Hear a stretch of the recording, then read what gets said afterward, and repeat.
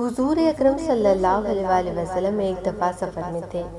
آپ صلی اللہ علیہ وآلہ وسلم کے ساتھ 130 صحابہ کرام کی جماعت موجود تھی۔ حضور صلی اللہ علیہ وآلہ وسلم نے صحابہ سے پوچھا کہ صحابہ تمہارے پاس سامان خوراک سے کوئی چیز موجود ہے؟ تو ایک صحابہ نے عرض کی یا رسول اللہ صلی اللہ علیہ وآلہ وسلم کچھ آٹا موجود ہے۔ تو صحابہ کرام آٹا لے آئے۔ حضور صلی اللہ علیہ وآلہ وسلم نے اسے گندنے کا حکم دیا۔ پھر ایک کافر بکریاں چڑھاتا ہوا آیا۔ حضور صلی اللہ علیہ وآلہ وسلم نے اس سے بکری خریدی اور اسے ذبح کیا گیا۔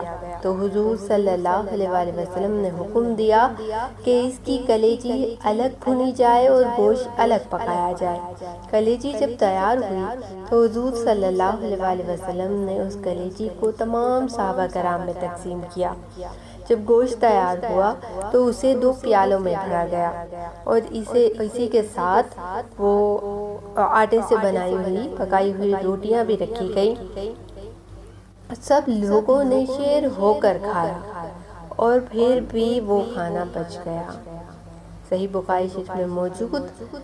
یہ ہے میرے نبی صلی اللہ